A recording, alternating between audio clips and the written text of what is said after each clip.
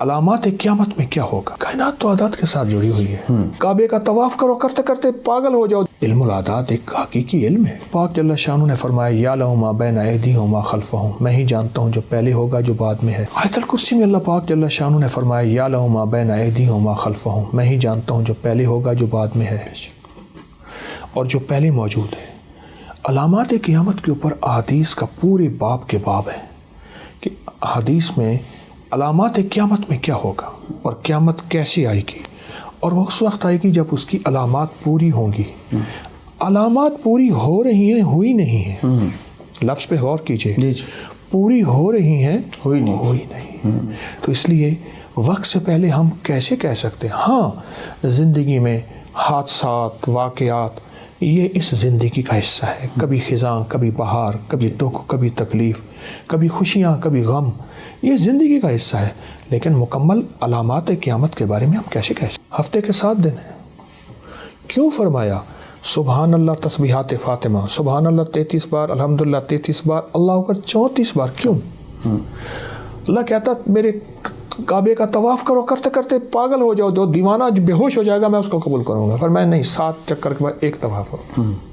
زیادہ کر لیں لیکن وہ دوسرا طواف ہوگا. اس طرح میرا اللہ کہتا ہے جو سارا سال کے روزے رکھے گا میں اس سے زیادہ راضی ہوں گا. اللہ کہتا ہے نہیں، فرض 30 ہے.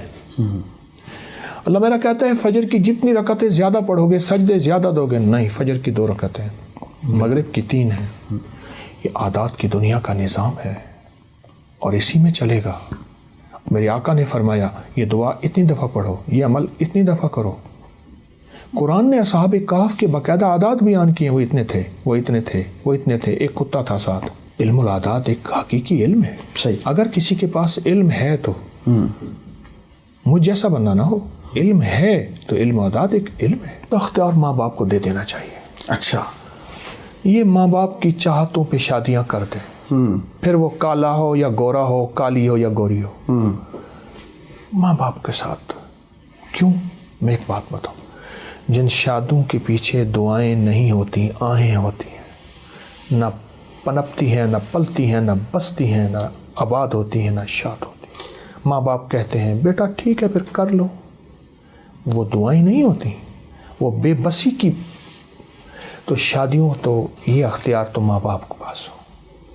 اور اگر آپ چاہتے ہیں کہ آپ کی شادی ہو اور اس میں زندگی میں خوشحالی ہو، 40 بار صبح شام سورۃ والضحیٰ پڑھیں، 40 دن کرشمے دیکھیں. یہ سورۃ والضحیٰ 40 بار صبح شام.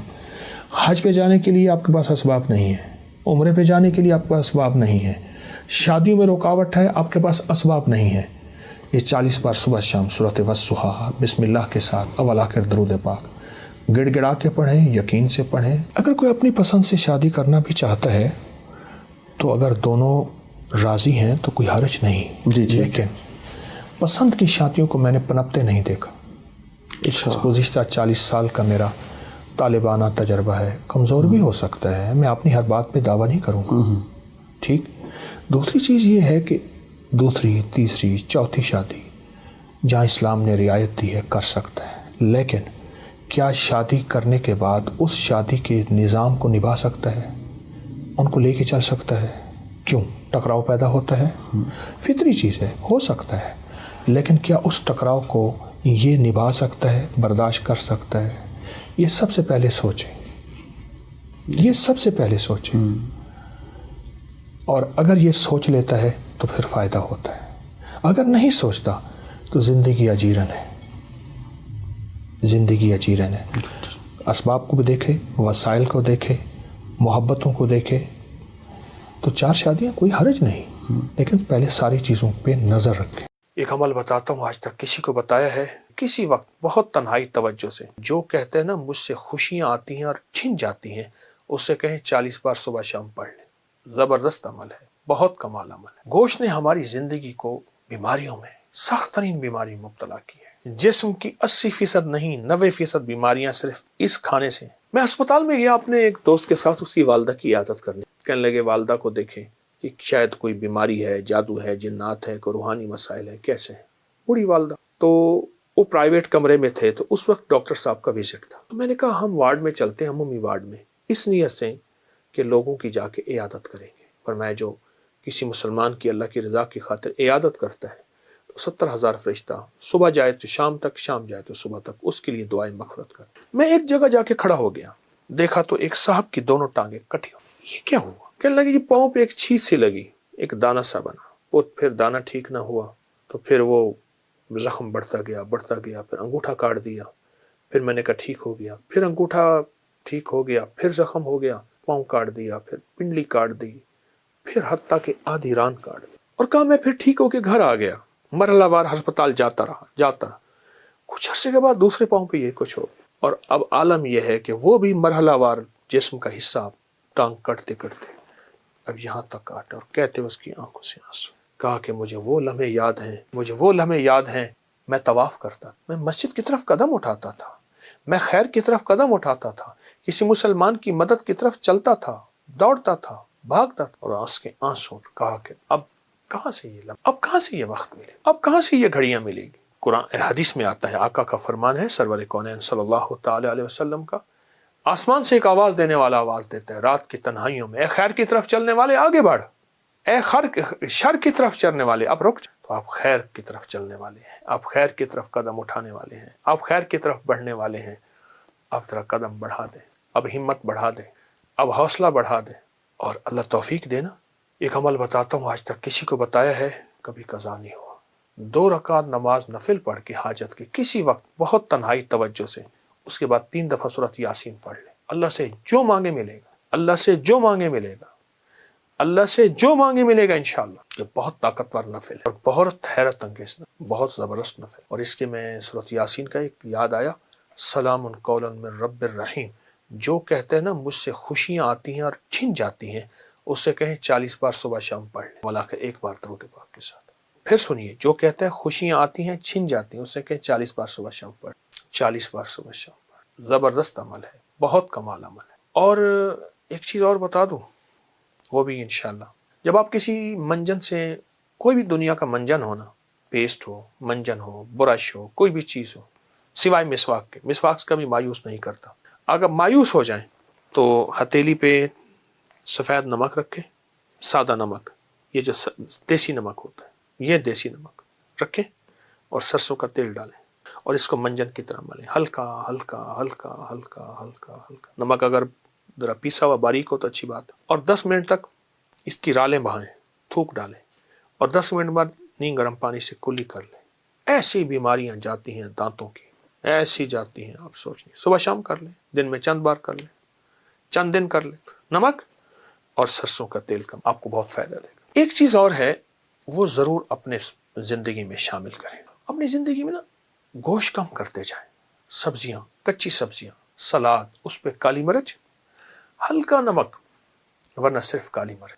گوشت نے ہماری زندگی کو بیماریوں میں، سخت ترین بیماری مبتلا کیا. اور اپنی زندگی کو سادہ غذاؤں کی طرف مائل کرتے جائیں، اپنی سادہ غذاؤں کی طرف اپنی طبیعت کو مائل کریں. سلاد اور وہ سبزیاں جو بالکل سستی ہوں، بالکل سستی ہوں، ان سبزیوں کو کھانے کے طور پہ کھائیں. ان سبزیوں سے اتنا کھائیں پیٹ بھر جائے، بالکل سبزی ہوں، سستی ہوں، پیٹ بھر جائے. آپ کہیں گے کہ آپ کی جسم کی 80% نہیں 90% بیماریاں صرف اس کھانے سے، اس کا معمول بنائیں اور ضرور کھائیں. بیمار نہ دین کا نہ دنیا کا، تقدیر میں بیماری لکھی ہے، اس کا امر ہے، لیکن ہم اپنی صحت اور تندرستی کے لیے اپنے آپ کو، صحت اور تندرستی کے لیے اپنے آپ کو سلاد، سبزیاں، سستی سبزیوں کی طرف. میں نے بہت سے ملکوں میں دیکھا لوگ بھاگتے دوڑتے پھر رہے ہیں. میں نے پوچھا اس کی وجہ کیا ہے؟ کہا سبزیاں کھاتے ہیں. لا ینصرون. حامیم. قرآن میں حروف مقطعات جتنے بھی آئے ہیں، نون، کاف، ہا، یا، عین، صاد، الف، لام، میم، حامیم، عین، سین، قاف آئے ہیں، جتنے بھی آئے ہیں ان میں حامیم سب سے زیادہ آیا ہے. اور ایک جگہ ہے کہ 7 بار آیا ہے. حامیم سب سے زیادہ آیا ہے، حامیم سب سے زیادہ آیا ہے. اور یہ وہ لفظ ہے، میں آپ کو ایک چھوٹا سا نقشہ کھینچتا ہوں، میری طرف دیکھیے گا. 7 میل سے زیادہ لمبی اور ایک خندق ہے، پتھر ہی پتھر ہیں، بے بسی، بے کسی، فقر، فاقہ، پیٹ پہ پتھر، اور کدالیں نہیں، آدمی نہیں، اور ایک طرف سارے کفار کی فوجیں ہیں اور یہ خندق کھودی جا رہی ہے، اور غزوہ خندق میں میرے آقا کائنات کے سردار سرور کونین صلی اللہ تعالی علیہ وسلم پہ 2 پتھر بندھے ہوئے، یہ حالت ہے، اور اس حالت میں میرے آقا نے ایک لفظ فرمایا، یہ پڑھو۔ اگر اتنے حالات آئیں اور کہ آخر ہو جائے، اتنے حالات آئیں کہ آخر ہو جائے، اس حالات میں بھی اگر آپ زندگی کا سبق اور پیغام پانا چاہتے ہیں تو حامیم لا ینصارون کو اخیر کر دیں پڑھنے کی۔ اب مجھ سے کوئی بات پوچھتے ہیں اس کو کتنی تعداد میں پڑھا جائے، میں ان سے عرض کروں گا پاگل بن جائیں، دن پڑھیں، رات پڑھیں، صبح پڑھیں، شام پڑھیں، ہر حالت میں پڑھیں، ہر لمحہ پڑھیں، ہر لحظہ پڑھیں۔ عورتوں اور بچوں کے لیے میں اس کے تھوڑے سے فائدے بتاؤں گا، جس کو آپ کو توجہ دلاؤں گا، تھوڑے سے فائدے بتاؤں گا حامیم لا ینصارون کے۔ ایک تو سب سے بڑا فائدہ یہ ہے کہ میرے اللہ کے نبی کا فرمان اور وظیفہ ہے، اس سے بڑا کوئی فائدہ نہیں ہے۔ دوسرا فائدہ یہ ہے کہ یہ آل محمد اور اصحاب محمد اس وقت جو غزوہ خندق میں میرے مدینے والے کے ساتھی تھے، اہل بیت بھی، صحابہ بھی، یہ ان کا وظیفہ ہے، اس سے بڑا کوئی وظیفہ نہیں ہے۔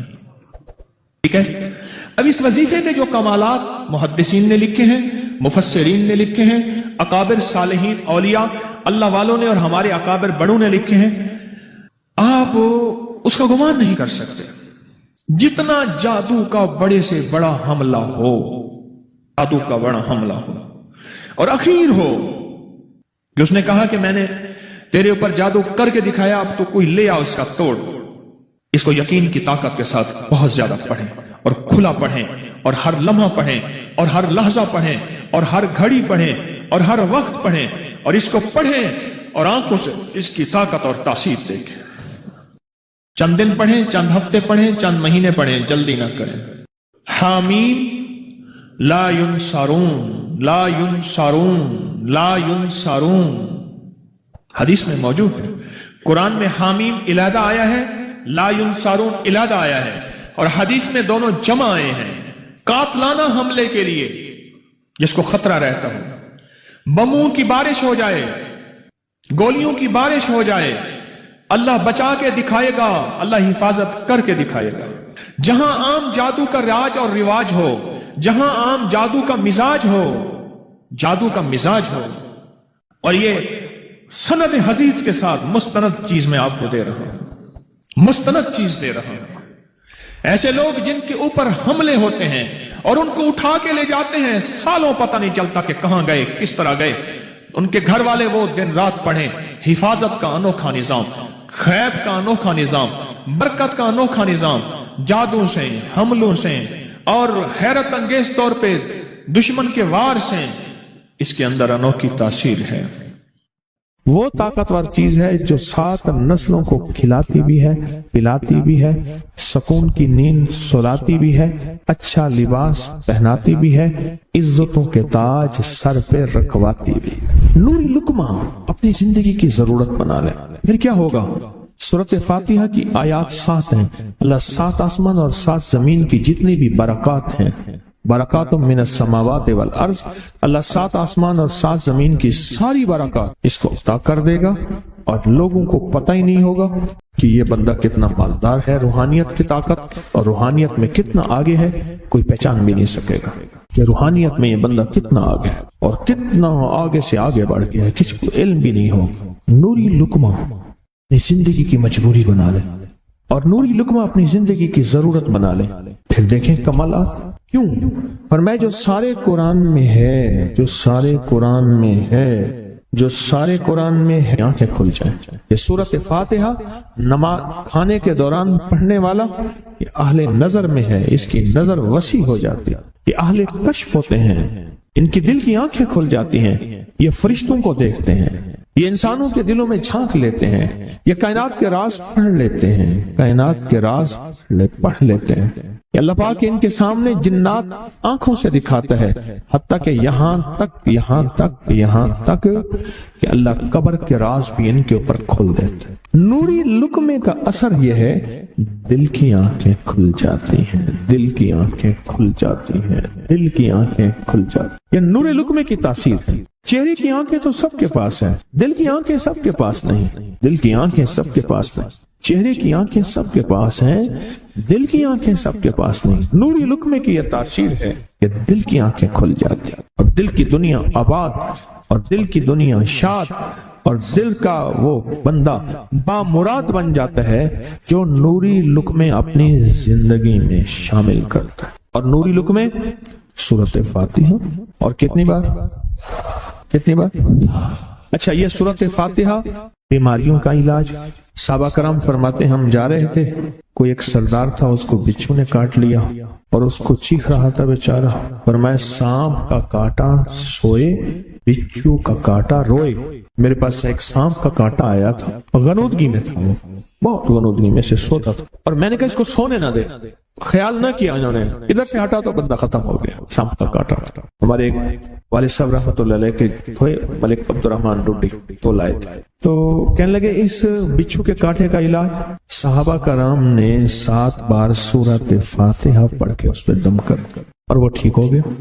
اور میں جب سورۃ فاتحہ عرشوں سے زمین پہ آئی، نازل ہوئی، ایک گونج اٹھی، ایک آواز آئی، اور میں اللہ سے آج وہ چیز زمانے پہ زمین پہ نازل کی ہے جو اس سے پہلے کبھی آئی نہیں تھی اور جو اس کے بعد کبھی آئے گی نہیں، اس سے پہلے کبھی آئی نہیں تھی، اس کے بعد کبھی آئے گی۔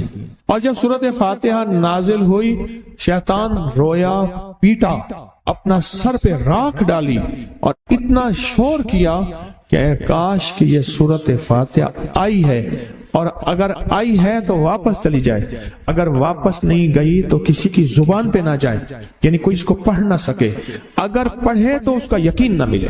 یقین سے پڑھنے والے کی دنیا بھی، آخرت بھی، رزق بھی، عزت بھی، صحت بھی، تمنگری بھی، بادشاہت بھی، خوشیاں خوشحالیاں بھی یقین سے پڑھنے والے کو ملتی ہیں۔ اور اس لیے آج بھی شیطان سورۃ فاتحہ سے لرزتا ہے کہ سورۃ فاتحہ پڑھنے سے جنات اور شیاطین ایسے دور ہوتے ہیں، ایسے کہ میلوں دور چلے جاتے ہیں، اور اس بندے سے خوف زدہ ہوتے ہیں جو سورۃ فاتحہ پڑھتا ہے۔ کھانے کے دوران اس کی حکمت کیا ہے؟ انسان کھانے کے دوران مشغول ہوتا ہے، کھانے کی لذتوں میں کھویا ہوا ہوتا ہے، اور اگر بھوک بہت زیادہ ہو، بھوک بہت زیادہ ہو تو پھر تو ہوش نہیں ہوتا، پھر ہوش ہی نہیں ہوتا اگر بھوک بہت زیادہ ہو۔